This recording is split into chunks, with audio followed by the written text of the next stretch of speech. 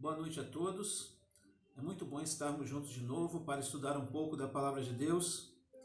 Hoje quero estudar com vocês o capítulo 14 do livro de Apocalipse. E se você tiver sua Bíblia, pode abrir para nos acompanhar. Vamos ler a partir do primeiro versículo que diz assim: Depois olhei e vi o Cordeiro em pé no Monte Sião. Com ele estavam 144.000 pessoas que tinham o nome dele e o nome do Pai dele escritos na testa delas. Então ouvi uma voz do céu que parecia o barulho de uma grande cachoeira, ou o som de um forte trovão. A voz que ouvi era como música de arpistas tocando as suas harpas. Os 144.000 estavam diante do trono e dos 4 seres vivos e dos líderes e cantavam uma nova canção que somente eles podiam aprender. De toda a humanidade, eles eram os únicos que tinham sido comprados por Deus. Eram os que se conservavam puros, porque não haviam tido relações com mulheres. Seguem o Cordeiro aonde ele vai. Entre todos os seres humanos, eles foram comprados e foram os primeiros a serem oferecidos a Deus e ao Cordeiro. Eles nunca mentiram, nem cometeram nenhuma falta. Primeiramente, eu quero pensar com você sobre esses 144.000. Com relação ao primeiro versículo, nós entendemos que o Cordeiro é Cristo, é Jesus, o Cordeiro de Deus que tira o pecado do mundo. Estava sobre o Monte Sião, um monte que é visto pelo judeu, pelos cristãos também, como um monte de segurança. O Salmo 125 diz: Os que confiam no Senhor são como o Monte Sião, que não se abala, mas permanece para sempre. Então o Monte Sião representa segurança, poder, força. Então o Cordeiro estava sobre o Monte Sião. Diz a Bíblia que com ele estavam 144.000 pessoas que tinham o nome do Cordeiro, de Cristo, e o nome do Pai dele escrito na testa delas. Veja, querido, aqui nesse texto não há distinção entre judeus e gentios, judeus e gregos, ou judeus e não judeus. Esse número 144.000 é um número de perfeição, 12 vezes 12. 12 quer dizer autoridade, 12 quer dizer aqueles que foram selecionados de todas as tribos de Deus. Então a Bíblia aqui ela não faz distinção. Esse número 144.000 é um número de perfeição. Há pessoas que tentam dizer que só 144.000 vão chegar ao céu. Isso não é a verdade. A Bíblia, nós não vemos respaldo na Bíblia para esse tipo de pensamento. Okay? Então são pessoas de várias tribos, nações, povos, estados, enfim, que estão ali diante do Cordeiro. E diz a Bíblia que ouviu uma voz do céu, que parecia um barulho de uma cachoeira, mas o que ele ouvia era como uma música de arpistas tocando as suas harpas. E aí é interessante frisar que no Novo Testamento a gente não vê a expressão musical, não vê hinos, não vê cânticos, assim como a gente vê no Antigo Testamento, né? Então há livros que falam sobre cânticos, poesias, expressões musicais. Então aqui no Novo Testamento, exceto no Apocalipse, a gente não vê composições de hinos, poesias, conforme a gente vê no Antigo. Mas o que a gente vê aqui? Esses que estão diante do Cordeiro, eles vão cantar um hino que ninguém conhece, ninguém nunca ouviu, uma nova canção, um hino novo, um louvor novo a Deus, estando na presença dele, e que nós só vamos saber, nós só vamos ouvir quando estivermos lá. E diz a Bíblia que eram pessoas puras. Isso não está tratando aqui de celibato nesse texto, de pessoas não casadas, não é isso. Está tratando de pessoas fiéis a Cristo, porque a prostituição, o adultério, quando a Bíblia cita, ele não acontece somente numa relação, numa conjunção carnal entre homem e mulher fora do seu relacionamento conjugal. Não. Alguém pode adulterar a fé, alguém pode se prostituir na fé. Então, quando a Bíblia diz que eram os únicos que tinham sido comprados por Deus, eram os que conservavam puros, porque não havia tido relações com mulheres de outras nações, de idolatria, de coisas assim dessa natureza. É isso que o contexto quer dizer. É isso que o texto quer dizer. E segue um cordeiro aonde ele vai. Entre todos os seres humanos foram comprados e foram os primeiros a serem oferecidos a Deus e ao cordeiro. São aqueles que foram lavados e remidos pelo cordeiro. Queridos, e aqui está falando sobre santidade. Aqui está falando que Deus já está olhando, Deus já está vendo aqueles que assumem um compromisso vivo com Ele.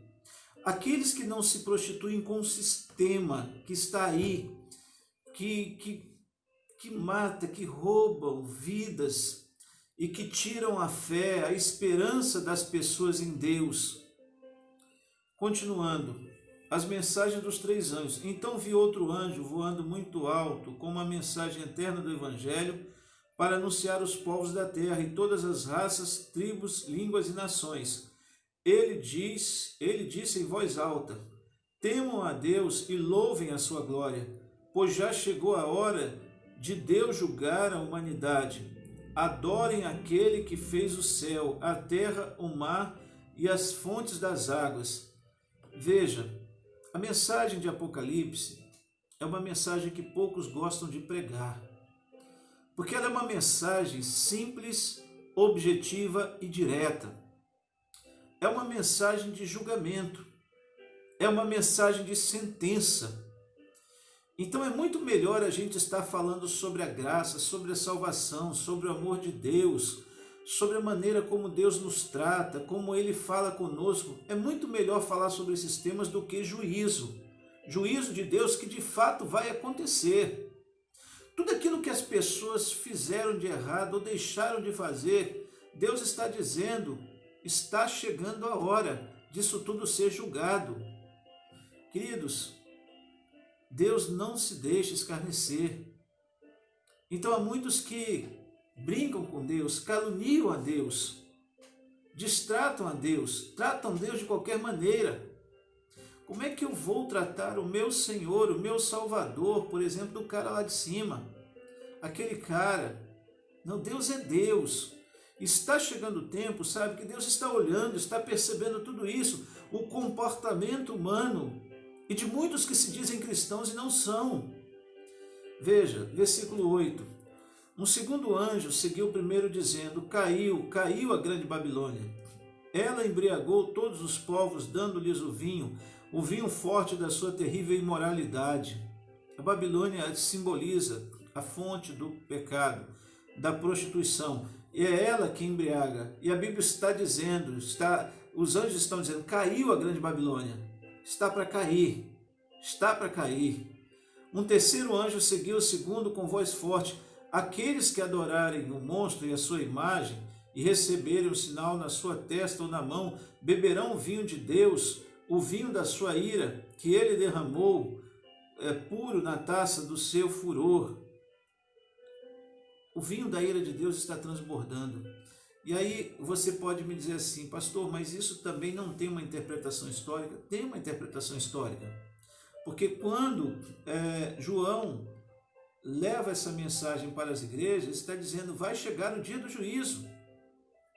Segundo, terceiro século de perseguição, a Bíblia diz que quando no início do 4º século foi assinado o edito de tolerância, o edito de Milão, onde cessaram as perseguições, saiu uma avalanche de gente aleijada, doente, deficiente, de tanto que sofreram as perseguições por causa do nome de Jesus. E aí entenda, nos últimos dias acontecerá isso. O cálice da ira de Deus vai se entornar, vai derramar. Diz o versículo 10, eles serão atormentados no fogo e no enxofre diante dos santos anjos do Cordeiro. Está falando sobre a condenação eterna. A fumaça do fogo que os atormenta sobe para todo sempre. Não há saída para quem vai para o inferno. Não existe purgatório, em lugar nenhum da Bíblia isso fala, um lugar que a pessoa vai passar um tempo e depois vai para o inferno. Não, é céu ou inferno que a Bíblia fala. São dois lugares. Ou você está com Cristo ou está sem Ele. É a mensagem do Apocalipse. A fumaça do fogo que os atormenta sobe para sempre. Ali não há alívio, nem de dia nem de noite, para os que adoram o monstro e a sua imagem, nem para qualquer um que tenha o sinal do nome dele. Isso exige que o povo de Deus aguente o sofrimento com paciência. Esse povo são aqueles que obedecem aos mandamentos de Deus e são fiéis a Jesus. Então ouvi uma voz do céu que disse: escreva isso, felizes as pessoas que desde agora morrem no serviço do Senhor.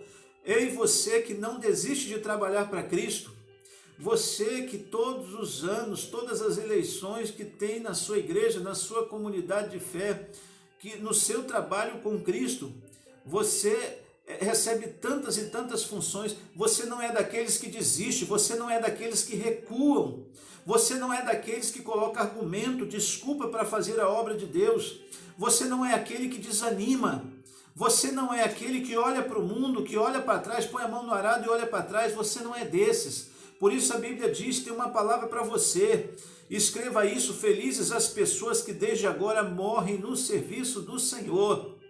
Aqueles que morrem trabalhando para Deus, trabalhando para Cristo, são felizes porque tem uma bem-aventurança, tem uma herança no céu. Entenda isso, querido, não desanime, não desista, não desista.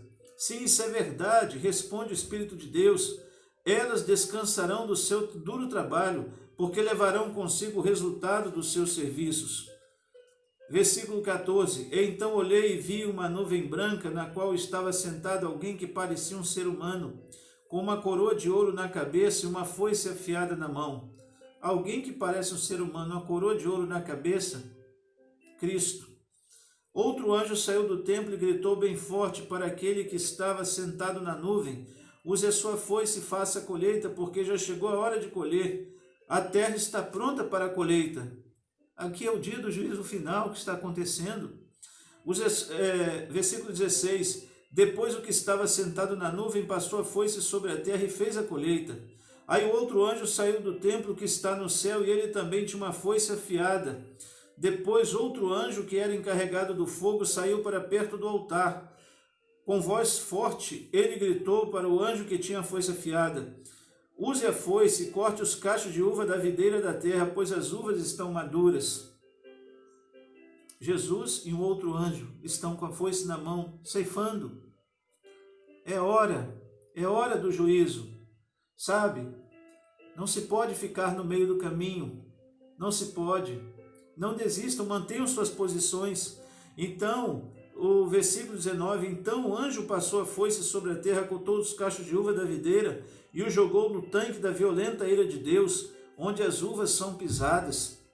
As uvas foram pisadas no tanque que ficava fora da cidade, e o rio de sangue que saía desse tanque tinha 300 quilômetros de comprimento por 1,5 metro de fundura. Então, o que acontece? Todos aqueles que cometiam pecado e os pecados específicos eram levados para fora da cidade. Aquele bode que espiava o pecado do povo, ele carregava o pecado do povo e levava para fora da cidade. Jesus mesmo, levando o pecado do povo, ele morreu e foi levado para fora da cidade, porque ele levava sobre si o meu pecado, o seu pecado, o nosso pecado, fora da cidade. E diz a Bíblia que esses que foram ceifados, que não têm pacto com Deus, foram jogados fora da cidade santa. Querido, essa palavra eu quero deixar com você. É uma palavra que eu digo, sabe? Não desanima, você que está abatido, você que está caído, não desanima. Continua firme na obra do Senhor. Saiba que o nosso trabalho não é vão no Senhor. O dia do juízo está próximo. Vamos nos manter firmes. Você que nunca pensou em Cristo como seu Senhor, comece a pensar agora. Amém, querido? Essa é a palavra que eu tenho para você. A palavra de Apocalipse, ela é bem direta, é bem objetiva e bem reta. E é o que eu tenho para você hoje à noite. Amém? Vamos orar. Nosso Deus e nosso Pai, ajuda-nos a conhecer a Tua palavra e assumir um compromisso contigo, Deus. Ó Pai, que em nosso coração e em nossa mente haja o desejo de ter Jesus, e de Jesus ser o primeiro em nossa vida. Não há outro que nós esperemos além de Ti, Senhor. E a Ti que nessa noite entregamos o nosso coração para sempre. No nome santo de Jesus, nosso Senhor e Salvador. Amém. Deus nos abençoe, uma boa noite, um beijo no seu coração.